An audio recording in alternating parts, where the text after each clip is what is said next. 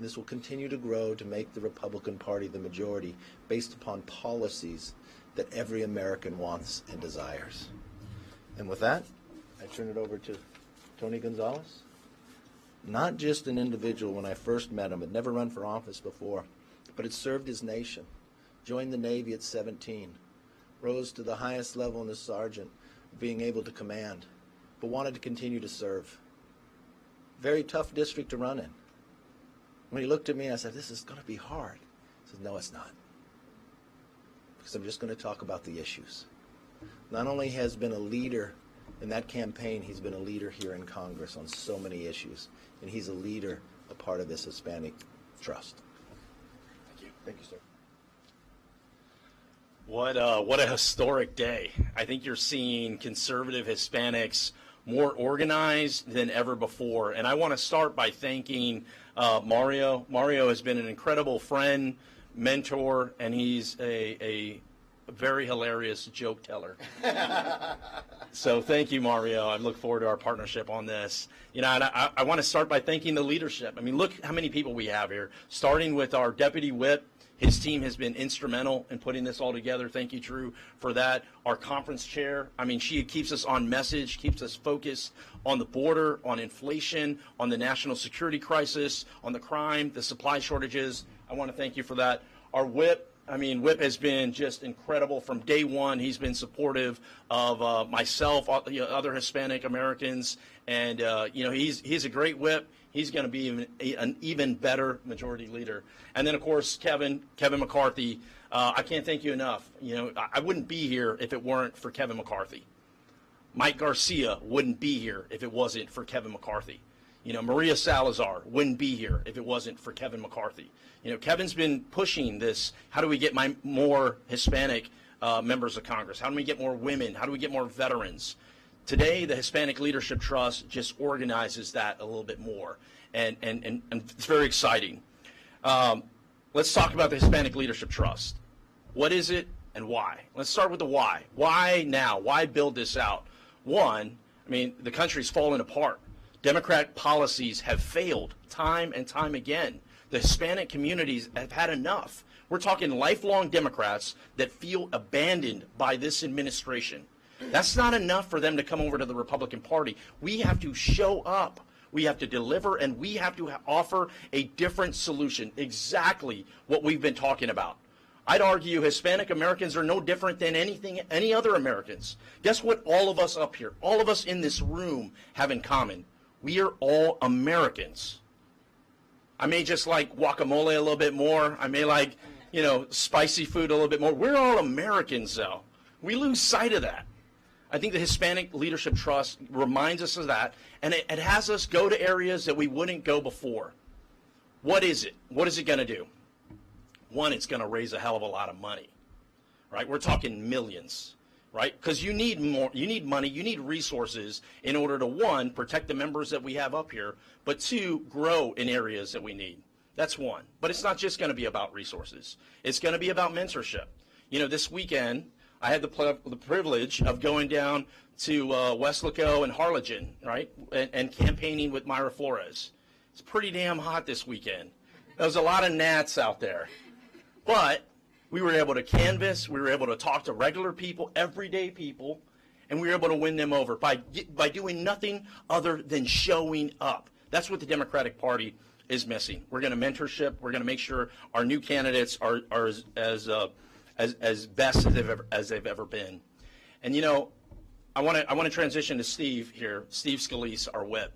You know, whip has been absolutely incredible. You know, there was a moment, there's parts of your campaign that you never forget. There was a moment during my campaign when I reached out to Scalise, and he goes, whatever you need, Tony. And I go, this is what I need. I need you to come to Hondo, Texas. He goes, done, but I don't know where Hondo is.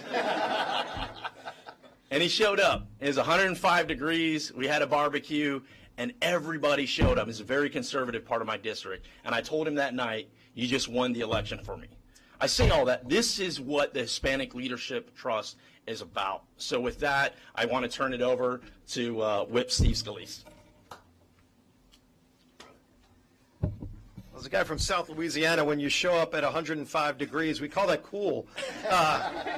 And it was a treat to go to Hondo and see the enthusiasm that Tony Gonzalez had. And when you looked at that district, you know, historically it had voted Democrat.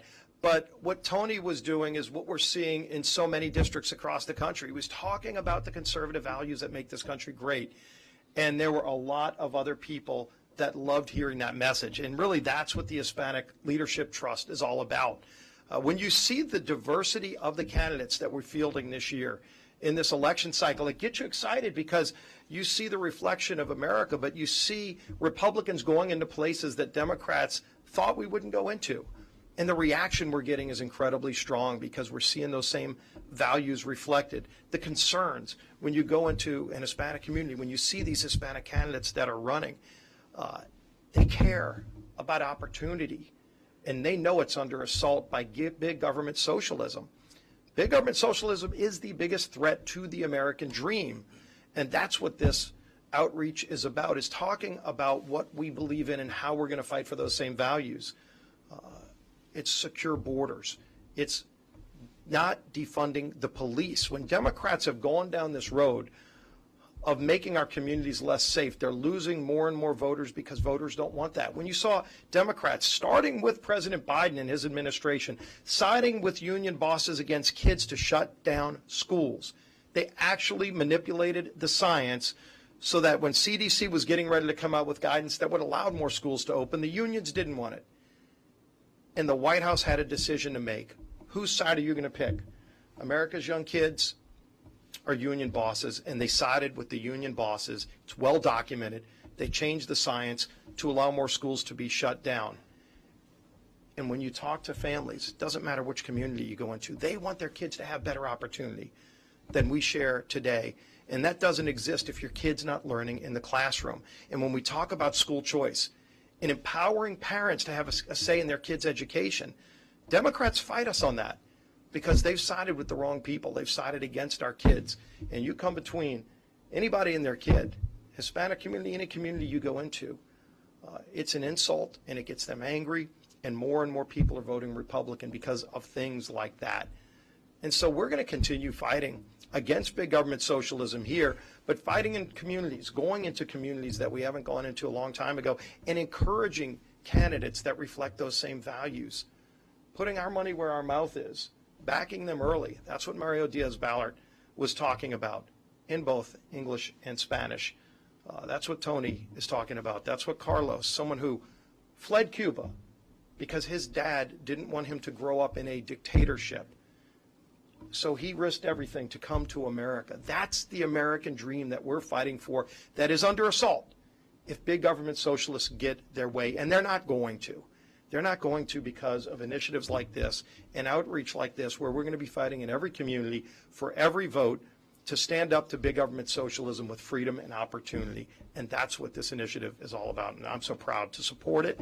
And now I'm happy to introduce our conference chair who's really helped keep members on message, talking about the things that matter to voters.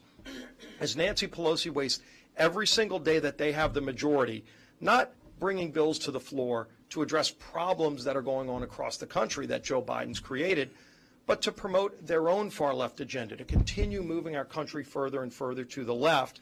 We're talking about the things that are going to help those families, and Elise is the leader of that initiative as our conference chair. So Elise Stefanik. Thank you, Steve. I am so proud to be here with my colleagues today to support and help Tony and Mario launch the Hispanic Leadership Trust, which demonstrates our continued commitment to electing Hispanic Republican candidates nationwide.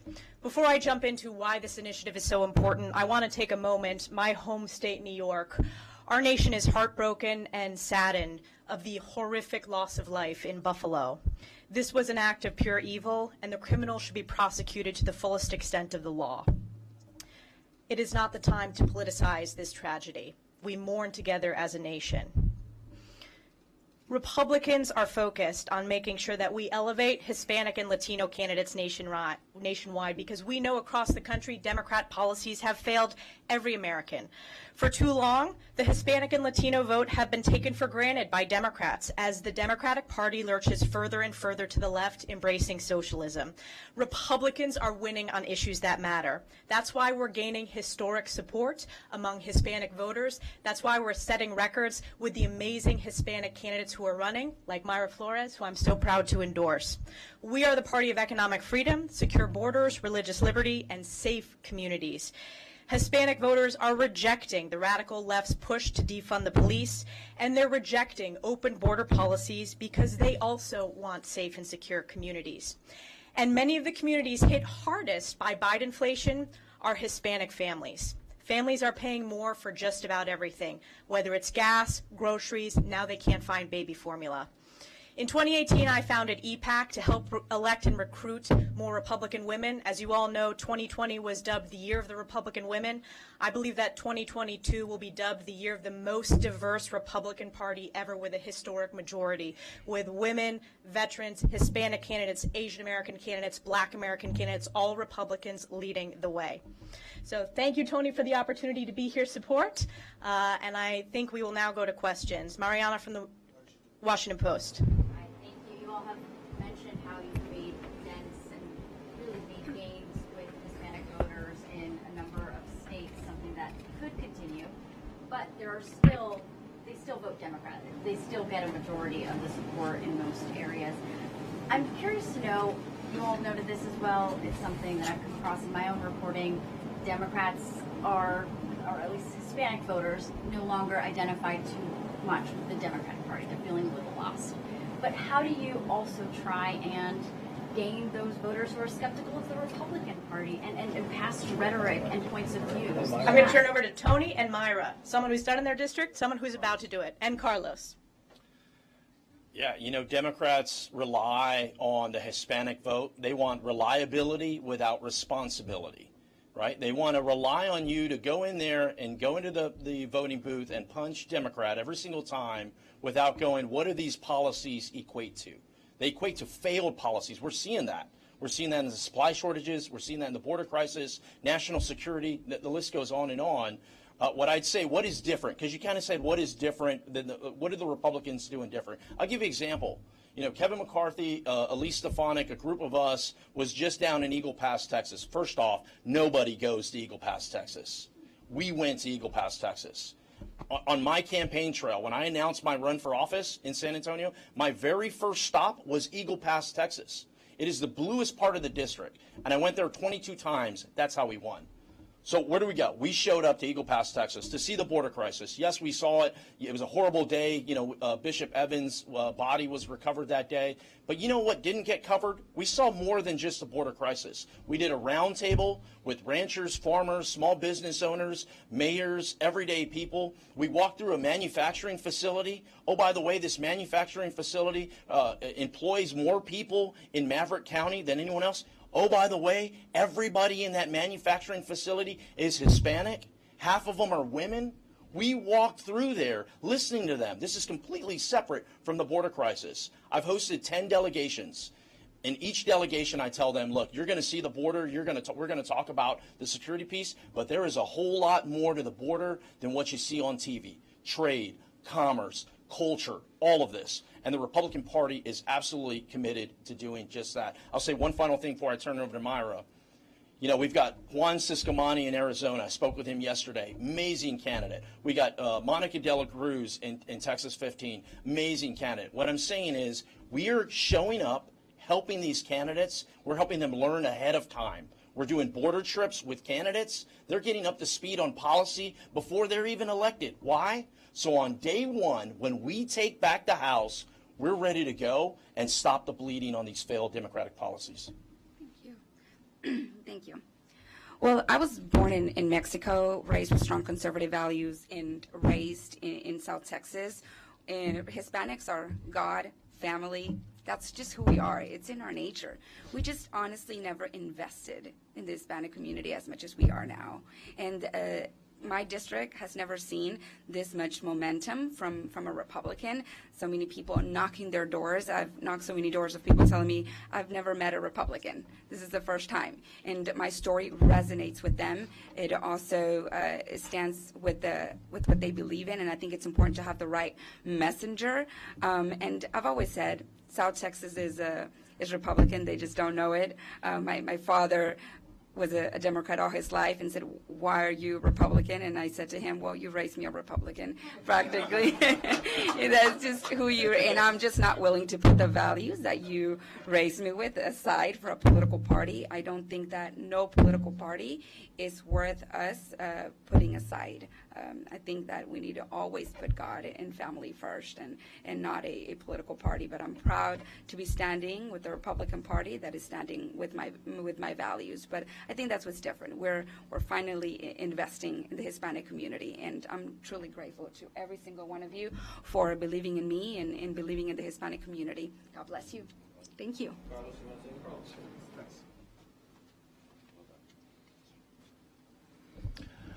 For me, it's always inevitable, frankly. You can fool all the some of the people all the time. You can fool all the people some of the time. You can't fool all the people all the time. And what's happened now is that Hispanics have now, awoken to the fact that we do represent their values. We are about God. We're about family. We're about opportunity, rule of law, and that's the Republican Party. And so for many years, the Democrats just took them for granted, took us for granted, and kept going further and further and left away from the values that most Hispanics, hold true. Now, I'm saying most Hispanics because, again, we're not monolithic. We're different, all right? Cuban Americans, somehow different than, Mexican Americans and Guatemalans, et cetera. I like guacamole, but I don't like spicy food, okay? Okay. All right, so we're all different, and so the Republican Party also needs to understand that we are different. So the Hispanics in South Florida are somewhat different than the Hispanics in California, Mexico, and other parts of the nation. But we still have, our roots still are about God and family and opportunity and freedom and the rule of law. And that's why they're coming to the Republican Party, and they will continue to come to the Republican Party as long as we hold those values also. And I believe that we will hold on to those values, and we will represent them much better than the Democrats ever did. Sure. Peter McCarthy, you were subpoenaed by the January 6th committee. Do you plan to comply with that subpoena? And also, since we saw you last, there was tape that was released that said that had you talking to Republicans saying that Trump told you people were some responsibility for January 6th. Trump has denied that. Which is true? I haven't put any real thought to the subpoena. What I really thought about is, how are we going to get the Democrats to move when they've known more than a year that they're going to have a baby formula shortage? How are we going to stop the Democrats from raising the gas price even higher when they're going to do some gouging bill that even their own economic advisor had told them in the past that's going to make the prices go higher? We just came back from Eagle Pass worrying about the security of our border. They lift Title 42. Every city has become a border city. How many more Americans have to die because fentanyl is coming across?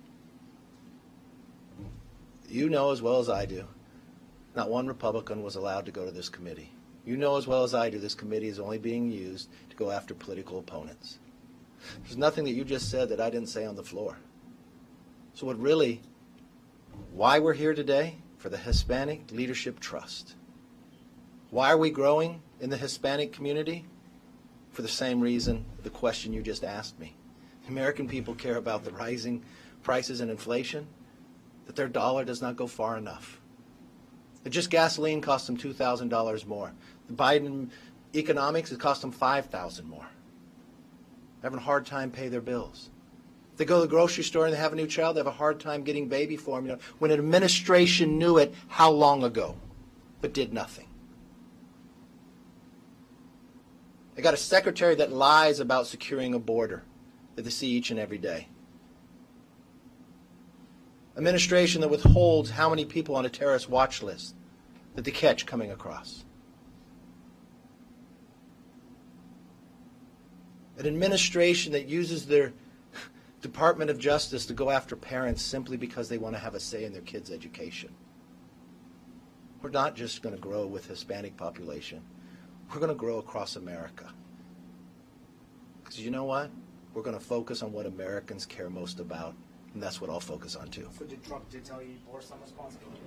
Last question. Yeah, was- we'll do the last question. I got one about which states are you targeting with this PAC? And you said planning on raising, we're talking millions. Millions. Is that 2, 3, 4? What's your target for this year? Yes, many millions. Many millions. And we're going to start with all 50 states and go from there, right? This is about the best candidates, the quality candidates. You got to look at Young Guns, our top tier candidates. We have more Hispanic Young Guns than ever before. So this is about finding the races that are going to win, that have the candidates in place, that have the dedication, that have all of it behind us. And the Hispanic Trust is only going to add to this. We're not going to take anything away. We're not leading anything in particular. This is adding on to a machine that is already created.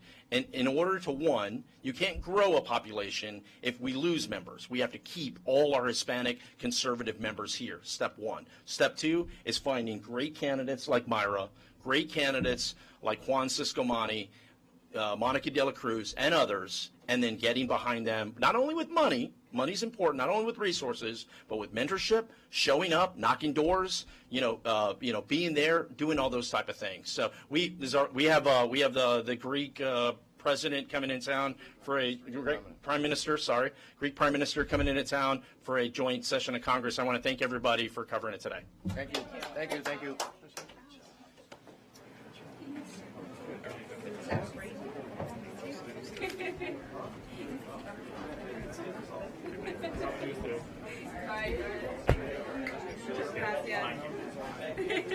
Gracias.